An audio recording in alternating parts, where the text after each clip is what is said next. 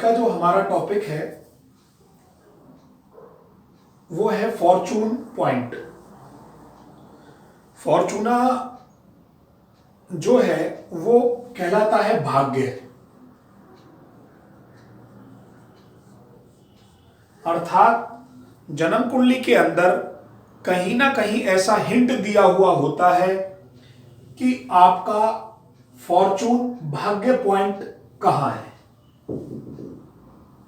एक होता है भाग्य पॉइंट, अर्थात अभी जब आप फॉर्चून पॉइंट निकालेंगे तो ये फाइंड आउट करेंगे कि आपका जो भाग्य है वो किस भाव में बैठा है। अर्थात अभी आप भाव व राशि निकालने वाले हैं। फॉर्चून पॉइंट से क्या निकलता है, आपका भाव निकलेगा और आपकी राशि निकलेगी। ये दो पॉइंट निकलेंगे और ये दोनों पॉइंट जब आप निकाल लेंगे तो ये डिसाइड हो जाएगा कि आपको फॉर्चून कौन से भाव से मिलना है, कौन सी राशि से मिलना है। तो कैसे निकालते हैं इसको, फॉर्चून पॉइंट को निकालने का क्या तरीका है, आइए सबसे पहले कुछ रूल लिखते हैं।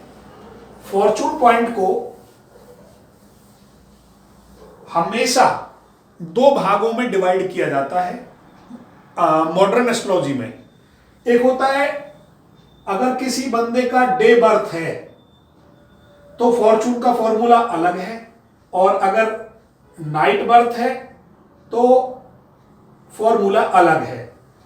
डे और नाइट को जो हमने डिवाइड किया है वो मॉडर्न एस्ट्रोलॉजी के अकॉर्डिंग जब हमारा AM PM होता है, अर्थात रात्रि को 12 बजे के बाद वाला जो टाइम हो जाएगा वो नाइट हो जाएगा, और जो आपका डे टाइम है सुबह आपका जो भी AM PM के अकॉर्डिंग आपको चलना है, मॉडर्न पद्धति के अकॉर्डिंग जो हम आजकल सॉफ्टवेयरों में यूज करते हैं। AM PM सूर्योदय और सूर्यास्त से नहीं निकाला जाएगा क्योंकि हमने चेंजमेंट कर दिए हैं ऑलरेडी पहले ही। तो AM PM पद्धति को फॉलो करना है जो आजकल सॉफ्टवेयरों में लगी होती है। तो लिखिए सबसे पहले डे बर्थ के लिए क्या फॉर्मूला है। अगर किसी जातक का जन्म डे में है, दिन के अंदर हुआ है, तो क्या फॉर्मूला है लिखो। सबसे पहले लिखना है आपको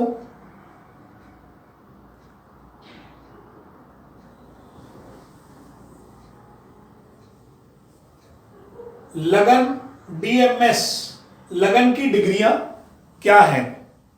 लगन degree plus moon degree, moon की DMS, इनको ऐड कर देना है।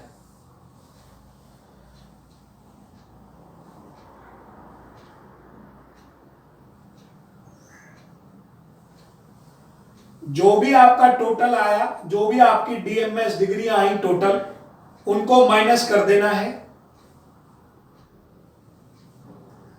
सन डिग्री में से, सन के DMS से।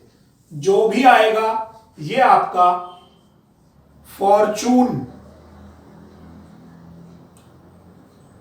पॉइंट आएगा।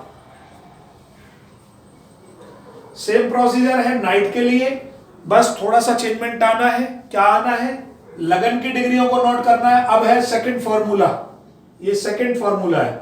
क्या है, जो है आपका लगन DMS, लगन की जो डिग्रियां हैं वो नोट करनी है, प्लस कर देना है आपको सन के DMS में,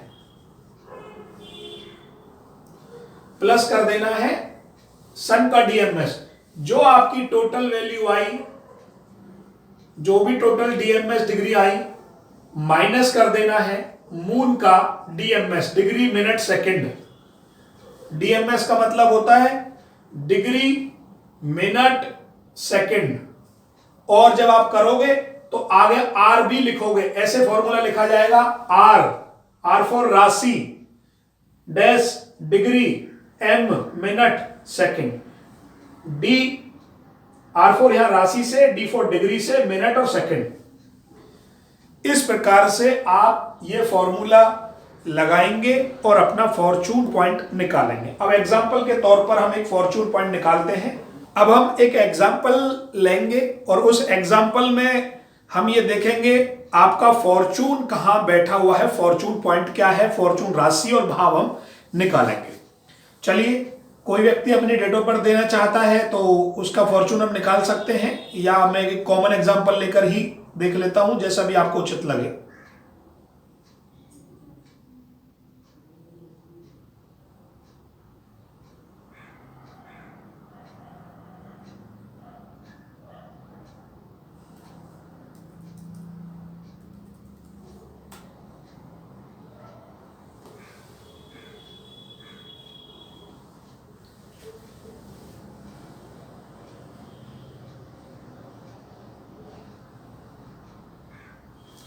एक डेट ऑफ बर्थ हमारे पास आई है, आप वो फॉर्चून लिख सकते हैं और हम उसमें देख सकते हैं। एक डेट ऑफ बर्थ है हमारी 15 मई 1977, सुबह 11:30 AM, सोनीपत, हरियाणा। ये हमने टेंटेटिवली एक डेट ऑफ बर्थ ले ली है समझने के लिए। अब आप देखिए, सुबह मॉर्निंग का जन्म है तो फॉर्मूला लगेगा डे बर्थ का, डे बर्थ का फॉर्मूला लगेगा। डे बर्थ के लिए क्या क्या करना पड़ेगा आपको, पहले कुंडली आपकी डाल देते हैं, हॉरोस्कोप में आप जाएंगे, यहां पर आप एग्जाम्पल ऑफ फॉर्चूना हम लिख देते हैं, इसका निकाल रहे हैं।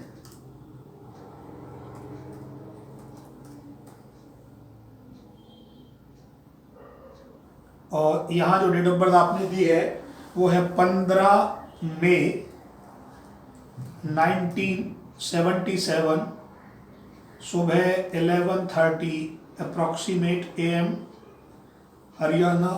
आप यहां पर सोनीपत डाल सकते हैं और कुंडली को सेव करा दीजिए। सेव कराने के बाद आप देखेंगे हमने सबसे पहले फॉर्मूला जो लिखा है डे बर्थ के लिए, यहां पर लिखा है लगन की डिग्री, अर्थात असेंडेंट और लगन एक ही बात है। आपकी जो लगन है वो कर्क लगन है, और कैंसर में कर्क लगन के अंदर आप इसको ऐसे लिखते हुए चलें, कितने डिग्री की है, 23 डिग्री 2 मिनट 24 सेकंड। यहां पर राशि भी लिख लें, राशि मिनट सेकंड डिग्री। तो असेंडेंट कौन सा हो गया, कर्क लगन है, राशि 3, डिग्री हो गई 23,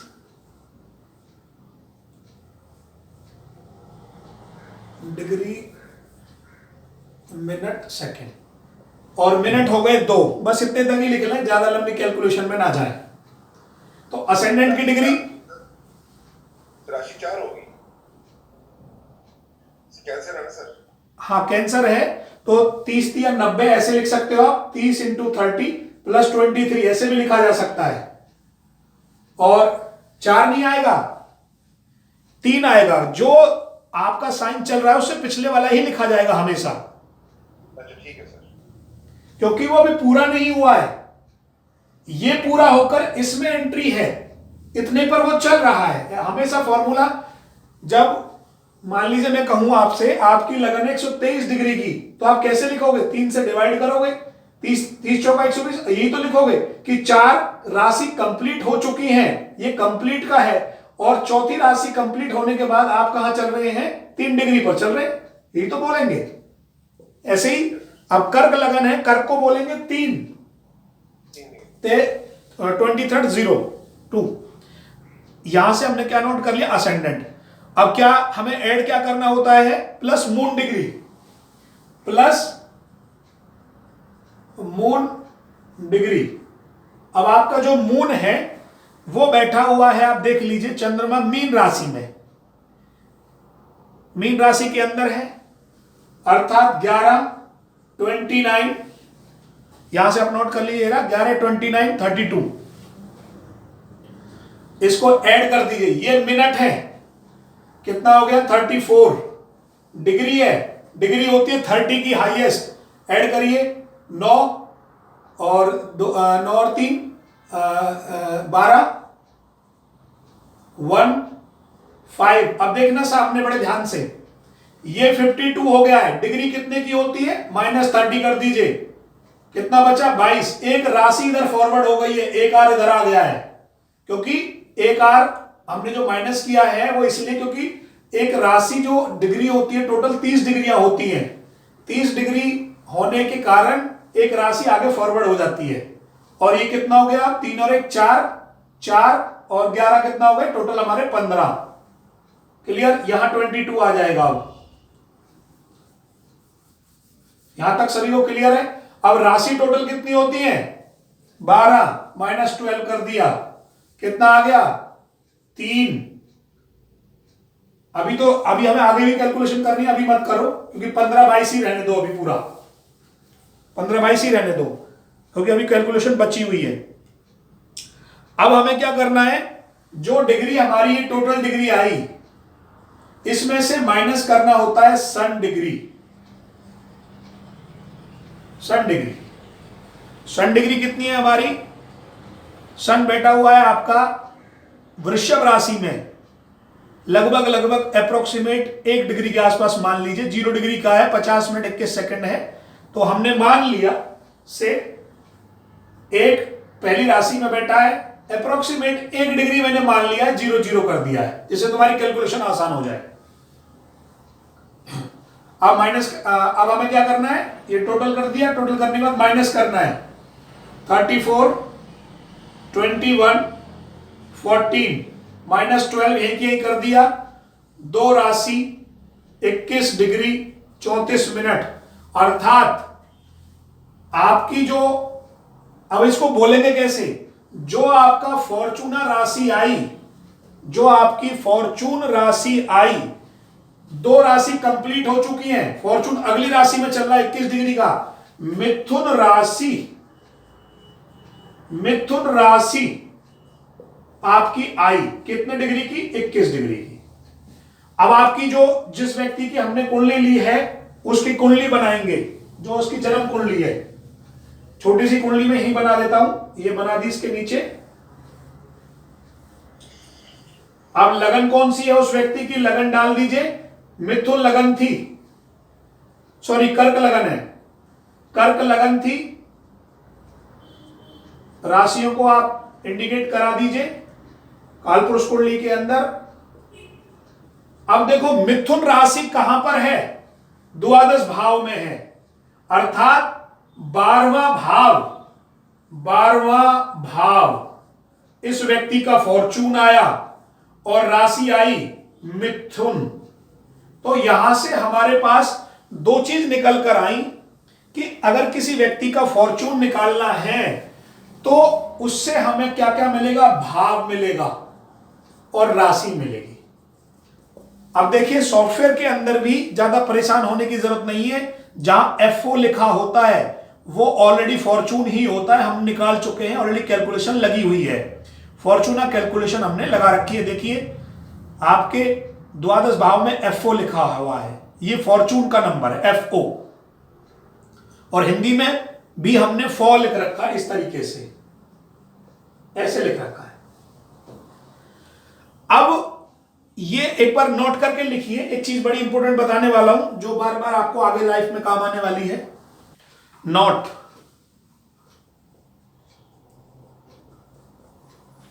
नोट क्या है हमारा? जो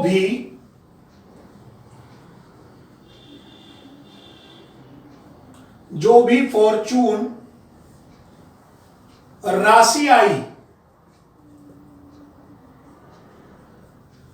जो भी फॉर्चून राशि आई, कौन सी राशि आई थी? मिथुन, और मिथुन राशि का स्वामी है बुध। यदि आप मिथुन राशि बुध से संबंधित रत्न पहनते हो, रत्न पहनते हो,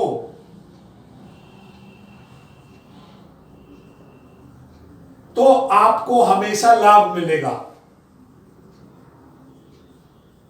यह आपकी फॉर्चूनर राशि भी कहलाएगी। जो भी आपकी फॉर्चूनर राशि आई उस राशि से संबंधित जो जेम्स होता है, तो यहां से क्वेश्चन ये भी सॉल्व हो गया कि आपको कौन सा जेम सूट करेगा। क्वेश्चन करते हैं लोग, हमें कौन सा जेम्स सूट करेगा।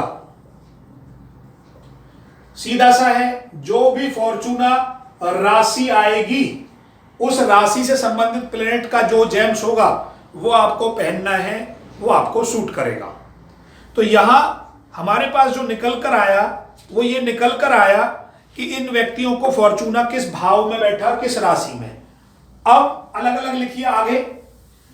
अगर पहले भाव में फॉर्चूना बैठता है, अगर पहले भाव में फॉर्चून बैठेगा तो लिखिए सबसे पहले व्यक्ति को सेल्फ एफर्ट्स, तो ऑटोमेटिकली हर कार्य के लिए योजना बनानी पड़ेगी, तो व्यक्ति को जीवन में लाभ मिलेगा।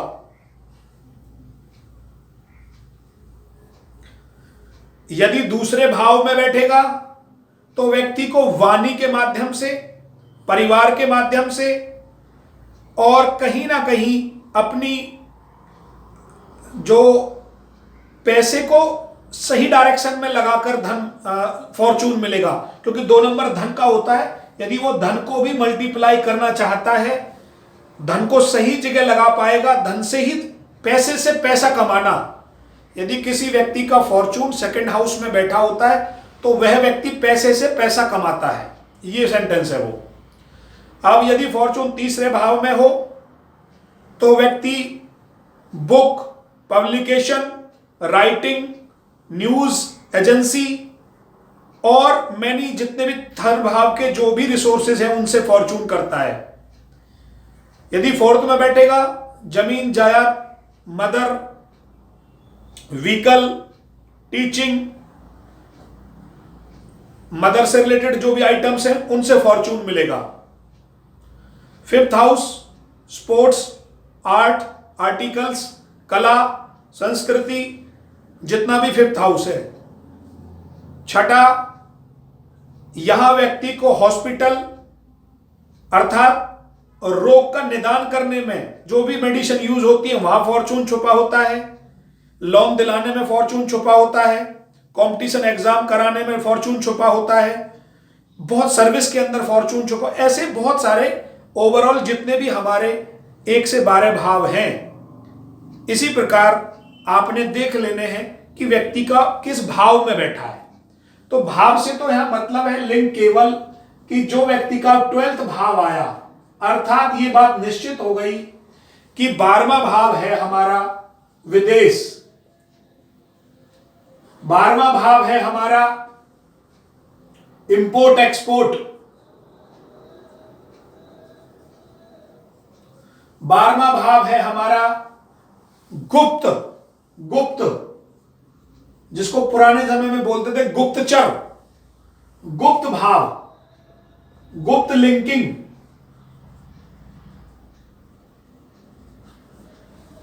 12वां भाव है हमारा जो भी हॉस्पिटलाइजेशन, हॉस्पिटल के आइटम्स या हॉस्पिटल के अंदर फॉर्चून, जेल के अंदर जितनी भी सप्लाई है, सप्लाई करना, या जेल से रिलेटेड या जेल के अंदर जो भी माल मटेरियल सप्लाई होता हो तो भी वहां फॉर्चून छुपा हुआ है। अब ये बात तो हुई 12th भाव की, ये हमारी बात क्लियर हुई।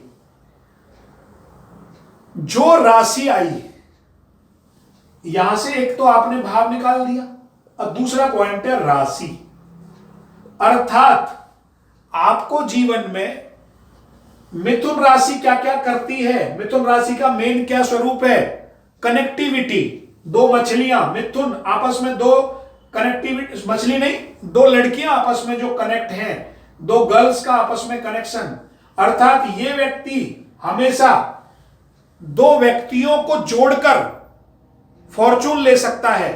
आपस में, समाज में अगर इसे आगे बढ़ना है तो व्यक्ति मिथुन के कैरेक्टर मैंने भारतीय ज्योतिष में बहुत अच्छे से पढ़ाए हैं। भारतीय ज्योतिष में मिथुन का क्या मतलब होता है, मिथुन के सिंबल को समझो पहले। मिथुन का सिंबल है 2 गर्ल्स को आपस में कनेक्ट करना, द्विस्वभाव नेचर, तत्व कौन सा हो गया? अग्नि, पृथ्वी, वायु। इन सबको मिलाकर जब आप इसको पूरा एक कॉम्बिनेशन बना देंगे तो आपको ये समझ में आएगा कि मिथुन राशि से हमें क्या क्या बेनिफिट मिल रहा है। क्योंकि जो राशि फॉर्चून आती है वही उस व्यक्ति के अंदर अगर उन करेक्टरों को वो डेवलप कर ले, जो भी राशि आती है हर राशि का करेक्टर होता है। जैसे सिंह का है अग्रेशंस, दूसरे को धाक जमाना, दूसरे पर अपनी बातों का अधिकार समझना। मिथुन का होता है जो मेन स्वरूप है मिथुन राशि का, कनेक्शन, कनेक्टिविटी, क्योंकि दो आपस में कनेक्शंस हैं, और थोड़ा सा डिप्लोमेटिक। और भी अंदर मिथुन जो है तीसरे नंबर की राशि है, ये पब्लिकेशन की राशि है, साक्षरता की राशि है, न्यूज की राशि है, अखबार की राशि है, डिजिटल मीडिया की राशि है, आईटी की राशि है। इन सब राशियों के करेक्टर उस व्यक्ति यदि यूज करेगा तो उसे बहुत अच्छा फॉर्चून लाइफ में मिलेगा। तो ये तो भाव और राशि की बात हुई। क्या ऐसा कोई प्लेनेट भी है जो हमें फॉर्चून देता हो? तो हमेशा ध्यान रखना, पहले भाव निकलता है, फिर राशि निकलती है, और फिर निकलता है ग्रह। यदि आप इन तीनों के कॉम्बिनेशन को समझ लें और वो कार्य, अर्थात आपको काम क्या करना है लाइफ में, आपका फॉर्चून कहां छुपा हुआ है, यदि वो कार्य आप स्टार्ट कर दें तो आप कभी भी लॉस में नहीं जाएंगे। डेफिनेटली आपको नेम फेम हमेशा मिलेगा। तो अब हम निकालते हैं ग्रह, फॉर्चून ग्रह। चलिए नेक्स्ट लिखिए आगे। अब जो हमारे पास कुंडली है इसी को आप बना लीजिए, क्योंकि अब हम इसमें फॉर्चून ग्रह निकालेंगे। ये कुंडली आप बना लीजिए जो स्क्रीन पे लगी हुई है। अब हम निकाल रहे हैं पॉइंट की जगह फॉर्चून ग्रह, प्लैनेट। कर्क लगन की है,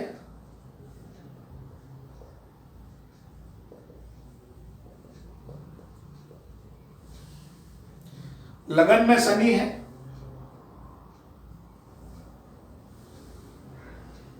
राहु थर्ड भाव में है, 9वें भाव में मून है, मंगल है, वीनस है, केतु है, मरकरी बैठा हुआ है 10th हाउस में, सूर्य और जुपिटर है आपके 11th में, और फॉर्चून यहां खुद बैठा हुआ है 12th में। फॉर्चून ग्रह निकालने के लिए सबसे पहले व्यक्ति को अपनी D1 चार्ट अर्थात नेटल चार्ट सामने रखना पड़ेगा। आपको उसकी लगन कुंडली D1 चार्ट बनाना पड़ेगा। स्टेप नंबर 1 लिखते हुए चलिए। आप स्टेप नंबर 1, स्टेप नंबर 1 क्या कहता है, लिखो। केंद्र के अंदर, जितना मैं बोल रहा हूं केवल उतना उतना ही लिखना। केंद्र में यदि सेंटर में 1 4 7 10 अर्थात केंद्र हो गए 1 4 7 10, केंद्र में यदि सूर्य, गुरु और शनि मंगल, केंद्र में यदि गुरु सूर्य शनि मंगल बैठे हों, अर्थात अब सुनना पूरी बात, सूर्य अगर पहले में बैठा हो, कालपुरुष कुंडली जो होती है वो डिनोट करेगी। अब देखते हुए चलो, पहली जो राशि होती है कालपुरुष कुंडली में मेष राशि मंगल की होती है। यदि पहले भाव में और 8वें केंद्र के अंदर यहां पर कहीं भी हमारा या तो सूर्य बैठ जाए, समझ रहे हो, सूर्य क्यों बैठ जाए, उसकी उच्च राशि है, या मंगल बैठ जाए क्योंकि उसकी पहली राशि है।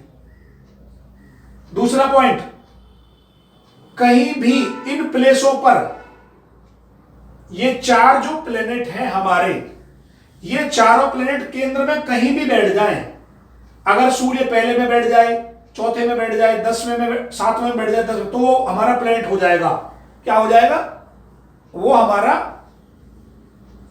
फॉर्चूना ग्रह बन जाएगा। अब देखो यहां पर इन चारों में से कोई केंद्र में आ रहा है, शनि आ रहा है। इन व्यक्ति का पहले राउंड में ही जो भाग्य ग्रह है वह शनि बन गया। इन चारों को देखना है, वो इन कहीं भी प्लेस पर बैठे हो, कोई बात नहीं, राशि को चक्कर को भूल जाओ, उच्च नीच को सबको भूल जाओ, केवल ये 4 प्लेनेट इनमें केंद्र में बैठे हो तो वो पहले राउंड में उसका बन जाता है। अगर नहीं मिलता है तो स्टेप नंबर 2, ये लाल किताब का फॉर्मूला है वैसे तो, पर ये कालपुरुष कुंडली पे भी लगता है, भारतीय ज्योतिष के अंदर भी इसके कई उदाहरण दिए हुए हैं। स्टेप नंबर 2, अब जो आपकी कुंडली है, लिखते हुए चलना, यहां छोटी सी कुंडली बना लो। फिर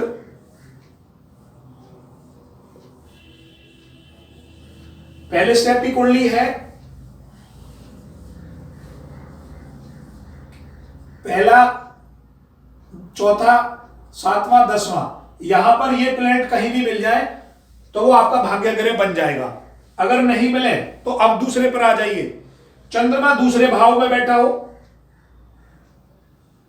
चंद्रमा यहां बैठा हो दूसरे भाव में, आगे लिखिए। राहु तीसरे में बैठा हो, कोई भी एक प्लेनेट, आगे लिखते हुए चलिए। सूर्य 5वें में बैठा हो, आगे लिखिए। बुध और राहु, बुध ऑब्लिक राहु 6ठे में बैठा हो यहां पर, और वीनस 12वें में बैठा हो, और केतु 9 में बैठा हो, तो वह आपका भाग्य ग्रह बन जाएगा। जैसे चंद्रमा यहां बैठा होता तो मैं ये कंसीडर करता, किसी का राहु यहां होता तो वो उसका भाग्य ग्रह बन जाता, सूर्य 5 में होता तो भाग्य ग्रह बन जाता। अर्थात ये ऑर्डर ही फॉलो करना है हमेशा। पहले हमने केंद्र को देखा, अब आप ध्यान से देखो, अब हम देख रहे हैं कि चंद्रमा 2 में हो, राहु 3 में हो, सूर्य 5 में हो, बुध, ये स्वराशि कर दिए मैंने। कुछ उच्च है इसमें, कुछ मिक्स है, ये मिक्स स्टेप ले रखा है। स्टेप नंबर 2 में इसको फॉलो करना है। स्टेप नंबर 3,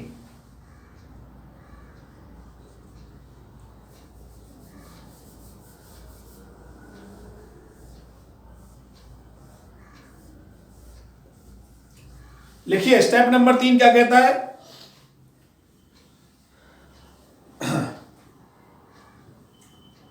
2 और 7, अर्थात दूसरे और 7वें भाव में कौन बैठ जाए? शुक्र बैठ जाए, तो वह उसका क्या बन जाएगा? भाग्य ग्रह। यदि मंगल बैठ जाए 1 और 8 में, ये स्वराशि वाले लिख रहा हूं सारे, अब बुध बैठ जाए 3, 6 में, गुरु बैठ जाए 9, 12 में, और शनि बैठ जाए 10, 11 में, तो वह उसका भाग्य ग्रह हो जाएगा। इन ये ग्रह यहां कहीं भी बैठे हो, मान लीजिए मेरा शनि यहां बैठा हुआ है, तो वह उसका भाग्य ग्रह 10 और 11 में, केवल भाव को देखना है। और लास्ट स्टेप, स्टेप नंबर 4, केवल अगर किसी को पहले में मिल गया तो वो अगले पे नहीं जाएगा, दूसरे में मिल गया तो तीसरे पे जाने की जरूरत नहीं है, और तीसरे में नहीं मिलेगा तो चौथे पे जाना। ये लास्ट स्टेप है, यहां तक सबको मिल जाएगा अपना अपना, सभी को। कुंडली बनाएंगे, अपनी जो ये कुंडली बनी हुई वही बनानी होती है, बार बार सिर्फ मैच करना होता है। लिखिए, यहां पर ध्यान से लिखना। स्टेप नंबर 4 में लिखवा रहा हूं। यदि अब सबसे पहले 9वें भाव में देखेंगे कौन सा ग्रह पड़ा है। यदि 9th हाउस में कोई ग्रह पड़ा है तो वह उसका भाग्य हो गया। पहली नंबर पे ये देखना है। तीसरे तक अगर किसी की बात नहीं बनी है तो चौथे पे आना है। सबसे पहले 9वें भाव में देखना कोई ग्रह पड़ा या नहीं पड़ा, फिर तीसरे भाव पर जाना है कि तीसरे भाव में कोई पड़ा या नहीं पड़ा। उसके बाद लिखिए 11वें पर, देन नेक्स्ट 5, सेकंड, फिर 6 पे जाना है, और देन 12 एंड 8। ये ऑर्डर फिक्स है। तीसरे भाव पर जाना है, तीसरे पर ना मिले 11वें भाव में देखना है कोई ग्रह बैठा है नहीं बैठा, फिर 5 में देखना है कोई ग्रह बैठा है नहीं बैठा, फिर 2 में देखना है, फिर 6 में देखना है, फिर 12 में देखना है, फिर 8 में देखना है। यहां तक सभी को भाग्य ग्रह मिल जाएगा। अब जैसे इस कुंडली की बात करें जो लगी हुई है हमारे सामने, इस कुंडली में पहले ही राउंड में देखो सूर्य गुरु शनि कोई भी केंद्र में बैठा है, यस बैठा है शनि, ये इस व्यक्ति का भाग्य ग्रह हो गया, शनि भाग्य ग्रह होगा। और मान लीजिए ये नहीं बैठा, 1 मिनट के लिए हटा दिया, अब कोई भी ग्रह नहीं है, सूर्य मंगल शनि मंगल है नहीं है, केंद्र में नहीं बैठा हुआ। अब स्टेप नंबर 2 पे आएंगे। स्टेप नंबर 2 दूसरे, अब देखिए चंद्रमा दूसरे भाव में है नहीं है, राहु तीसरे में है। अब इन व्यक्ति का राहु बन जाएगा भाग्य ग्रह, ये बन गया। एक जो भी जिस स्टेप में मिल जाए वो उसको कंसीडर कर लेना है। अब यदि व्यक्ति इन तीनों को आपस में कंबाइन कर लेता है, जैसे इनका फॉर्चून जो आया था FR, वो आया था 12वां भाव, राशि आई थी मिथुन और ग्रह आया शनि। अब हम इन तीनों का क्या रिजल्ट बना सकते हैं ये देखना है अपने दिमाग से। शनि हमेशा ध्यान रखना, जो भी हमारी आजीविका का कारक है, डी क्लास का कारक है, जितना भी हमारे जीवन के अंदर माइनिंग्स है, लेबर है, सरकार से कॉन्ट्रैक्ट है, सरकार से कोई काम लेना है, ये सब शनि का स्वरूप है। और 12वें भाव में यदि ये व्यक्ति सरकार से संबंधित कार्यों को कराता है, डीलिंग्स करता है, सरकार के कोई कार्य, 12वां भाव है विदेश, जेल, हॉस्पिटलाइजेशन, इंपोर्ट एक्सपोर्ट, इन सब। अब देखिए ध्यान से, यदि ये व्यक्ति, शनि क्या है, रोगी है, रोग का निदान है, रोगी पीड़ा को हरने वाला जो पीड़ित व्यक्ति होता है वो शनि होता है, सूर्य उसकी पीड़ा को हर लेता है। और 12वां है, यदि ये व्यक्ति हॉस्पिटल के अंदर कोई कार्य करता है, जेल के अंदर किसी को काउंसलिंग देता है, काउंसलर के टाइप की काम करता है, ऐसे लोगों को जल्दी हील कर पाएगा, ऐसे लोगों को जल्दी लाभ मिलेगा, वो उन व्यक्ति का फॉर्चून यहां छुपा हुआ है। और मिथुन राशि क्या है, कहीं ना कहीं मिथुन राशि जो होती है वो कंसल्टेंट की होती है। 3 नंबर कहीं कंसल्टिंग देना, कंसल्ट करना, सामने वाले व्यक्ति को कोई बात बताना। तो ये तीनों चीजों को आपने टिक करके एक कॉमन प्लेटफॉर्म जोड़ के बताना है कि ये व्यक्ति का एक्चुअल रिजल्ट ये है। और रत्न की बात मैं आपको बता चुका, मिथुन राशि का संबंधित जो भी रत्न बनता है, अर्थात बुद्ध का बनता है पन्ना अगर आप ग्रहण करते हैं तो इनके लिए बेनिफिट होगा। अब हमारा जो नेक्स्ट टॉपिक है इसी विषय के संदर्भ में, वो है हमारा कैरियर इन एस्ट्रोलॉजी। सब लोग पढ़ रहे हैं, आप सब लोग आगे बढ़ेंगे, कितना बढ़ पाएंगे तो ये हम आसानी से देख सकते हैं। क्या आपका एस्ट्रोलॉजी के अंदर कैरियर जो हमारा डिफाइन है वो बनेगा या नहीं बनेगा, और बन रहा है तो कितना बन रहा है। तो पहले हम करते हैं सब, इसके अंदर बहुत छोटे छोटे पॉइंट्स हैं कैरियर इन एस्ट्रोलॉजी। अब हम सब पढ़ रहे हैं तो पढ़ने में तो कॉमन रूल आएगा, हम सब नॉलेज रखते हैं, ये अलग बात है। व्यक्ति उसको प्रोफेशन बनाएगा नहीं बनाएगा वो एक अलग बात है, उसमें नेम फेम कमाएगा नहीं कमाएगा वो भी एक अलग क्वेश्चन हो गया। तो 3 क्वेश्चन अलग अलग हैं। सबसे पहले हमारा जो फर्स्ट क्वेश्चन है वो है कैरियर इन एस्ट्रोलॉजी। उसका फर्स्ट पॉइंट है, पहला पॉइंट है, लिखिए 9th कस्प सब लॉर्ड और नक्षत्र लॉर्ड यदि गुरु हो, शनि हो या बुध हो, गुरु शनि या बुध हो, तो कहीं ना कहीं व्यक्ति एस्ट्रोलॉजी की तरफ अट्रैक्टिव रहता है और वह जानने की इच्छा प्रकट करता है। 9th कस्प जिसका भी सब लॉर्ड या नक्षत्र लॉर्ड तीनों में से कोई भी एक अगर होगा, चाहे वो गुरु हो, चाहे वो शनि हो और चाहे वो कुछ भी हो। अब जैसे ये चार्ट आपने ले रखा है, देखिए इसी चार्ट के अंदर 9th कस्प सब लॉर्ड क्या है, हमारा जुपिटर है। अर्थात ऐसा व्यक्ति, अभी ये पता नहीं प्रोफेशन बनाएगा या नहीं बनाएगा, हम इस बात पे जो है ध्यान नहीं दे रहे हैं, हम केवल इतना देख रहे हैं कि ये व्यक्ति नॉलेज रखेगा या नहीं रखेगा, केवल इस बात पर ध्यान है हमारा।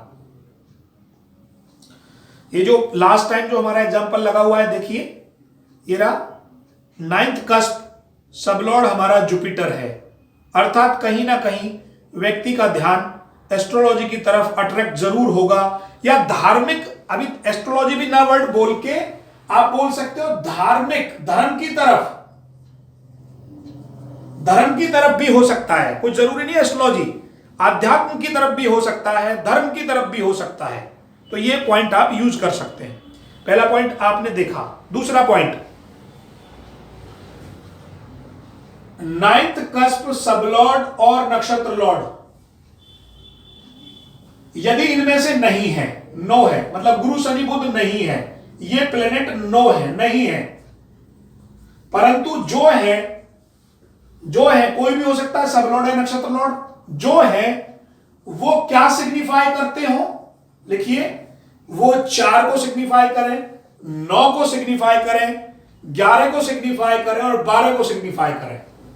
इनमें से किसी भी एक नंबर को सिग्निफाई करते हैं तो व्यक्ति ज्योतिष की तरफ ध्यान रखता है, अट्रैक्ट होता है।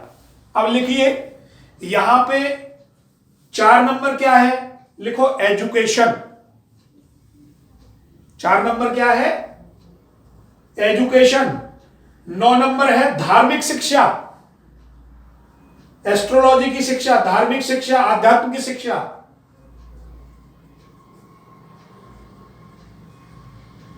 आध्यात्मिकता की शिक्षा। और 11 नंबर जो है वो है इच्छा पूर्ति, सफलता। और यहां 12 नंबर है वो है डीप रिसर्च, गहन शोध।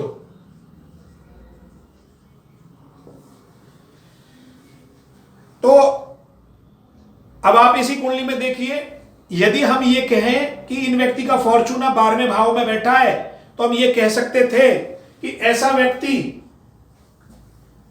जीवन में जो फॉर्चून लाभ मिलेगा वो डीप रिसर्च, गहन शोध में भी मिल सकता है, यह भी बोला जा सकता है। इस प्रकार से भी आप कह सकते हैं। तो ये पॉइंट हमारा सेकंड पॉइंट जो है, नाइन्थ कस्प सबलॉर्ड और नक्षत्र लॉर्ड, कोई भी प्लेनेट हो, यदि वो 4, 9, 11, 12 को सिग्निफाई करे, मुख्यतः 9 को सिग्निफाई करे, तो डेफिनेटली वो ज्योतिष की तरफ अट्रैक्टिव रहेगा, उसका ध्यान रहेगा। अब इसी में एक अगला क्वेश्चन आता है, क्या मैं ज्योतिष के क्षेत्र में नेम फेम कमा पाऊंगा? यह भी क्वेश्चन है, ज्योतिष के क्षेत्र में नेम फेम। अब देखना, हमेशा ध्यान रखना, यह क्वेश्चन है नेम एंड फेम और कैरियर। क्या मैं कैरियर, अब मैं आपको बार बार बताता हूं, हर टॉपिक में रिपीट करता हूं, एजुकेशन लेना एक अलग बात है और प्रोफेशन में कन्वर्ट करना अलग बात है। प्रोफेशन हमेशा अलग तरीके से देखा जाता है, एजुकेशन हमेशा अलग तरीके से देखी जाती है। जैसे ज्योतिष की एजुकेशन हम क्या देख रहे थे, 9th हाउस से, बट अगर प्रोफेशन की बात आएगी, नेम फेम की बात आएगी, पद की बात आएगी, तो हम इसे 10 से देखेंगे, 10th से देखेंगे। अब आप, जो अगला क्वेश्चन है हमारा, क्या मुझे नेम फेम या करियर, मेरे को ऊंचाइयां मिलेंगी ज्योतिष के क्षेत्र में, उसका आंसर लिखिए। यदि 10th कस्प सबलॉर्ड और नक्षत्र लॉर्ड क्या इंडिकेट कर दे, अब नेम फेम मिलने वाला है, पद मिलने वाला है, ऊंचाइयां मिल रही हैं, तो क्या क्या मिलेगा, 2 मिलेगा, इंटेलिजेंस मिलेगी, पद मिलेगा, ठीक है। 9 तो आएगा ही आएगा, क्योंकि आप खुद उसका काम कर रहे हो, क्योंकि एस्ट्रोलॉजी का क्वेश्चन है, 9 उसमें आएगा। और इच्छा पूर्ति, ये डिजिट अगर आपकी आती है 2, 5, 9, 10 एंड 11, जितने ज्यादा कॉम्बिनेशन जिस व्यक्ति के आएंगे उतना ही उसको नेम फेम मिलेगा। अब इसी को जो एग्जांपल लगा हुआ है इसमें चेक कर लीजिए। 10th कस्पल सबलॉर्ड है राहु और मंगल के स्टार में है। जो एग्जांपल आपके सामने खुला हुआ है स्क्रीन पर, सबलॉर्ड और नक्षत्र लॉर्ड, एक है राहु, एक है मंगल। राहु कहां बैठा हुआ है D1 चार्ट में, देखिए 3 के अंदर। मंगल कहां बैठा हुआ है, 9th के अंदर, कनेक्शन जुड़ गया। और राहु क्या इंडिकेट करता है, लिखिए, देखिए 3, 5, 9, 10, 12, वाह भाई वाह, बहुत बढ़िया। 3, 5, 9, 10, 12, अर्थात इस चीज से भी ये सिद्ध हो रहा है व्यक्ति इंटेलिजेंट, 5, 9, 10, डीप रिसर्च, बहुत कुछ आ रहा है इस व्यक्ति का, जिसका भी ये चार्ट है। और मंगल क्या इंडिकेट कर रहा है, मंगल भी इंडिकेट कर रहा है सेम वही 3, 5, 9, 10, 12, टोटल कॉम्बिनेशन क्या आ गए, कंबाइन कर दो सबको, 3, 5, 9, 10, 12। अब हमें चाहिए क्या, देखो 5 है, यस, 9 है, यस, 10 है, यस, डीप रिसर्च भी है। ऐसा व्यक्ति, अब एक चीज जब मैं आपको लास्ट में पढ़ाऊंगा वो तो बताऊंगा ही, ये व्यक्ति अपने जिस भी प्रोफेशन में रहेगा, 9th आध्यात्मिक शिक्षा ज्योतिष के क्षेत्र में भी ऊंचाइयों पर लेकर जाएगा। 3 भी कनेक्ट है इस व्यक्ति का, ये भी ध्यान रखना। अगर ये जर्नलिज्म करता होगा, आईटी के क्षेत्र में रहा होगा, पब्लिकेशन के क्षेत्र, तो भी अपना नेम फेम अच्छा करके जाएगा लाइफ में। तो ओवरऑल कंक्लूजन क्या निकला, प्रोफेशन देखने के लिए जो हम प्रोफेशन करते हैं, प्रोफेशन और एजुकेशन के अंदर बिल्कुल डिफरेंट होता है। एजुकेशन हमेशा फोर्स से कनेक्ट करेगी और जो प्रोफेशन जिस भाव का होगा वो उस भाव से कनेक्ट करेगा। लाइक्स, मान लो डॉक्टर की बात है, डॉक्टर बनना है, 6 और 8 से देखेंगे कि वो धन दे रहा है या नहीं दे रहा है। अब हमने यहां नेम फेम देखा है, ध्यान रखना, यहां व्यक्ति प्रोफेशन से धन पद तो मिल रहा है, परंतु देखो 2, 6, 10 और 11 इतने ज्यादा नहीं है। ये व्यक्ति प्रोफेशन कैरियर बना सकता है, नेम फेम कमा सकता है, पर इतना मोटा धन नहीं कमा सकता, क्योंकि 2, 6, 10, 11 एक केवल पद तो मिल रहा है इसको, ना 6 है, ना 2 है, ना 11 है। इतना मोटा इस लाइन से पैसा नहीं कमा पाएगा, ये भी ध्यान रखना। नेम फेम और पैसे के अंदर डिफरेंट होता है। एक होता है कि मैं पैसा कमा पाऊंगा, तो आपको एक क्वेश्चन और सॉल्व कर देता हूं यहां से। एक क्वेश्चन है हमारा, क्या मैं प्रोफेशन से धन कमा पाऊंगा, क्या मैं ज्योतिषी एस्ट्रोलॉजर बनकर अच्छा धन कमा पाऊंगा?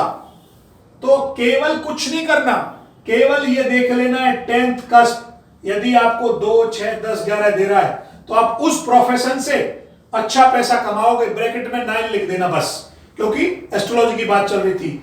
मैं डॉक्टरी से पैसा कमाऊंगा, देखते हुए चलो ध्यान से, 6 और 9 नंबर कस्प यदि 2, 6, 10, 11 को सिग्निफाई कर दे तो मैं डॉक्टरी से अच्छा पैसा कमाऊंगा।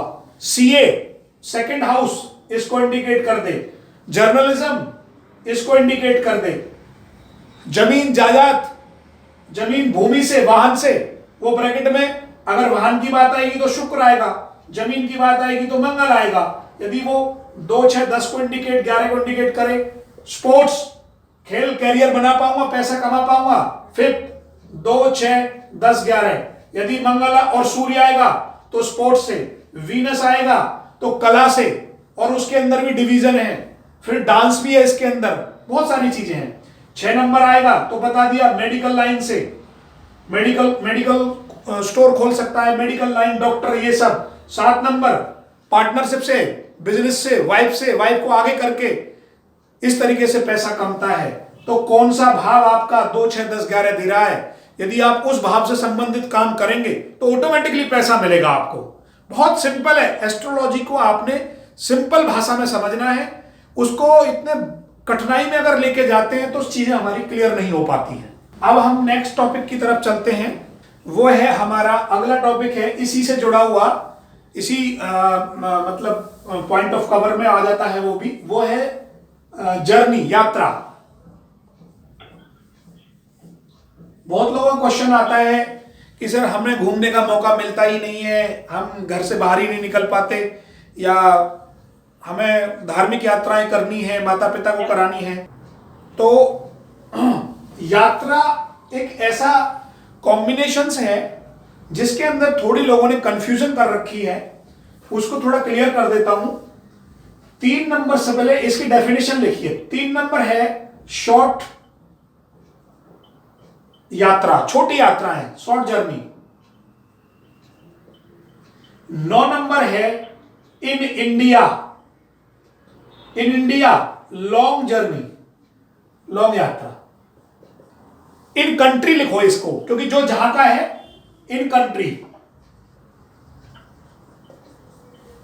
In country. एंड 12th लिखो विदेश यात्रा, फॉरेन ट्रेवल।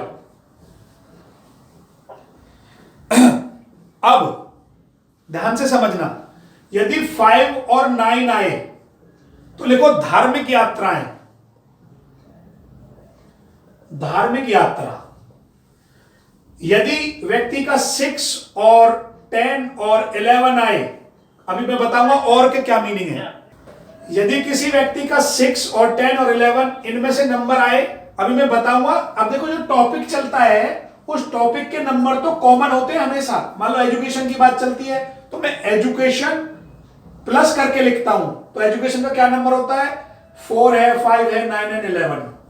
अब यहां किसकी बात चल रही है, हमारी यात्रा की बात चल रही है। तो यात्रा का अंडरस्टूड नंबर है 3, 9, 12। ये कॉमन होगा, ब्रैकेट में आएंगे। मान लीजिए हमारा 5 में से या 9 में से आ रहा है, तो व्यक्ति धार्मिक यात्रा कर रहा है।